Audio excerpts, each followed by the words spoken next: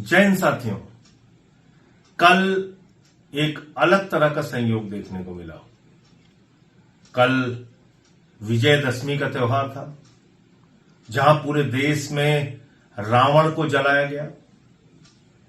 रावण को जलाकर इस बात का संकेत दिया गया कि हजारों वर्ष पहले भी जिसने अन्याय और अत्याचार किया था, समाज उसका विरोध करेगा और उसके प्रति अपने मन के गुस्से का प्रदर्शन करेगा। इसलिए कल पूरे देश में रावण का दहन हुआ और कल ही अहिंसा के पुजारी राष्ट्रपिता महात्मा गांधी, जय जवान जय किसान का नारा देने वाले स्वर्गीय लाल बहादुर शास्त्री जी की भी जयंती थी। और इस देश के अंदर जो कुछ भी घटित हो रहा है, वो भी कहीं ना कहीं इससे तालमेल खाता है। एक तरफ रावण के रास्ते पर चलने वाली सरकार है, अन्याय और अत्याचार करने वाली सरकार है, जुल्म करने वाली सरकार है, और दूसरी तरफ अहिंसा के रास्ते पर चलने वाले, गांधी जी के रास्ते पर चलने वाले सोनम वांगचुक जी जैसे लोग हैं, जो एक सच्चे देशभक्त हैं, जिन्होंने देश के लिए एक नहीं अनेक आविष्कार किया, दुनिया में जिनका नाम है। मैग्सेसे अवार्ड से लेकर तमाम पुरस्कारों से उनको सम्मानित किया गया। क्या गुनाह था सोनम वांगचुक का? पिछले कई सालों से आमरण अनशन कर रहे थे, पदयात्रा कर रहे थे, बार बार ये कह रहे थे कि 6th शेड्यूल लद्दाख में लागू करो।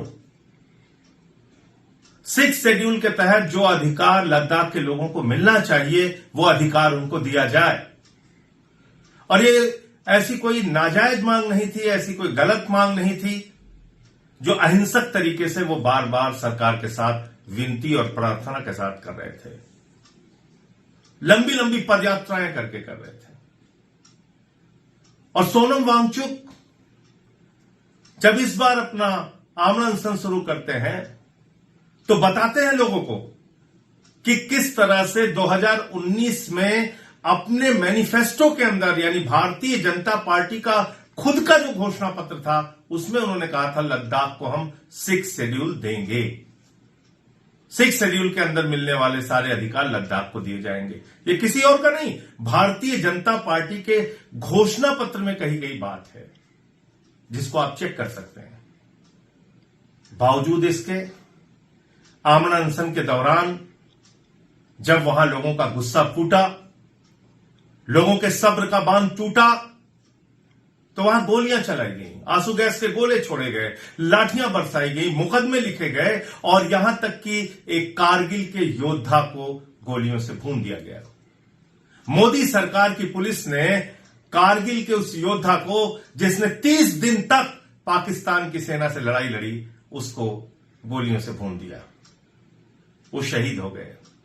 उनके पिता भी सेना में थे, उनका बेटा भी आर्मी स्कूल में पढ़ता है। ऐसे लद्दाख के लोगों के अधिकारों को कुचल के आप क्या संदेश देना चाहते हैं मोदी जी? लद्दाख चीन की सीमा से लगा हुआ राज्य है। लद्दाख, कारगिल, लेह का जो इलाका है, वो चीन की सीमा से लगा हुआ भारत का क्षेत्र है। और आप वहां के लोगों को खुद अपनी कार्रवाइयों से सरकार के खिलाफ खड़ा कर रहे हैं, अपने खिलाफ खड़ा कर रहे हैं। इसके लिए कौन जिम्मेदार है? सिर्फ और सिर्फ रावण के रास्ते पर चलने वाली मोदी की सरकार, कोई और नहीं। आज सोनम वांगचुक को आपने एनएसए की झूठी धाराओं में जेल में डाल दिया। कई दिन से उनके परिवार वाले भी उनसे संपर्क नहीं कर पा रहे हैं। किस हालत में है लोगों को पता नहीं। लेकिन क्या हम सब लोग इस रावणी कार्रवाई पर चुप रहेंगे? क्या हम सब लोग इस रावण की तरह आज के युग में किए जा रहे अत्याचार और अन्याय पे खामोश रहेंगे? यह हमको तय करना है। यह हमको सोचना होगा कि और कितना अन्याय आप बर्दाश्त करेंगे। किसान आंदोलन करता है तो खालिस्तानी कह दिया जाता है, नौजवान अपने अधिकारों के लिए, रोजगार के लिए एसएससी पेपर लीक के खिलाफ जब सड़कों पे उतरता है तो उसको लाठियां से बजाई जाती हैं, लाठियों से पीटा जाता है, मुकदमे लिखे जाते हैं और कहा जाता है कि ये तो नेपाल जैसी स्थिति हिंदुस्तान में पैदा करना चाहते हैं, ये जेनजी लोग हैं, इनको अपराध कर रहे हैं, इनको मारो, इनको कुचलो। कहीं भी अगर कोई अपनी जायज मांगों के लिए सड़कों पर उतरे तो उसे लाठियों से पीटो और मुकदमे लगा के जेल में डाल दो। ये मोदी सरकार का चलन हो गया है। हमने देखा कि किस तरह से महराज मलिक को पकड़ के पीएसए की धारा में जेल में डाल दिया। तो आज हम सबको यह सोचना पड़ेगा कि क्या गांधीवादी रास्ते पर चलना गुनाह है? झूठे झूठे आरोप सोनम वांगचुक पे लगा रही है सरकार। उनके जो ट्रोल आर्मी जिसको कहा जाता है, झूठ फैलाने वालों की फौज जो है भारतीय जनता पार्टी की, जो ये कह रही है कि सोनम वांगचुक भी देशद्रोही हैं और झूठे बेबुनियाद आरोप उस सोनम वांगचुक के ऊपर लगाया जा रहा है जिसने इस देश को बहुत कुछ दिया। एक ऐसा सेना के लिए सोलर टेंट बनाया जिसमें अगर बाहर 15 से 20 माइनस डिग्री टेम्परेचर होता है तो सेना के लोगों को उस टेंट के अंदर प्लस 15 डिग्री टेम्परेचर में रहने का आरामदायक इंतजाम होगा। ऐसा टेंट किसी और ने नहीं, खुद सोनम वांगचुक के आविष्कार से बना। सोनम वांगचुक एक बहुत बड़ा स्कूल चलाते हैं जिसमें वो बच्चे पढ़ते हैं जो फेल हो जाते हैं, असफल हो जाते हैं। उनके जिंदगी को बेहतर बनाने के लिए वो लंबे समय से एक स्कूल चलाते हैं। सोनम वांगचुक गांधीवादी और अहिंसावादी तरीके में यकीन रखते हैं, इसीलिए जब हिंसा हुई तो उन्होंने कहा कि मैं अपना आमरण अनशन तोड़ रहा हूं। एक उनका वीडियो दिखाया जा रहा है जिसमें कहा जा रहा है कि वो तो कह रहे थे कि अब जब चीन की सेना आएगी तो हम उसको लद्दाख में घुसने देंगे। कितने झूठे लोग हैं ये, कितनी बेबुनियाद बातें करते हैं ये, तथ्यों से दूर, झूठ फैलाने में मास्टरी। इसीलिए भारतीय जनता पार्टी का नाम मैं बार बार कहता हूं, ये भारतीय झूठा पार्टी है, भारतीय झगड़ा पार्टी है। देश में झूठ और झगड़े की बुनियाद पे अपनी बात को कहना चाहती है। वो किसी बात का जिक्र कर रहे हैं और कह रहे हैं कि एक लद्दाख के कॉमेडियन ने ऐसी बात बोली जिसके कारण उसके ऊपर कार्रवाई हुई। आगे पीछे की बात को काट के ये उसमें दिखाया जा रहा है कि सोनम वांगचुक ये कह रहे हैं। अरे सोनम वांगचुक तो वो व्यक्ति है जिन्होंने बायकॉट चीन के अभियान में भारत का साथ दिया। बायकॉट चीन के अभियान में भारतीय जनता पार्टी और मोदी सरकार के आह्वान का साथ दिया। तो आप ऐसे व्यक्ति को कहते हैं कि वो चीन के समर्थक हैं। पाकिस्तान में वो पर्यावरण के एक कार्यक्रम में गए थे जो यूएन के द्वारा आयोजित था।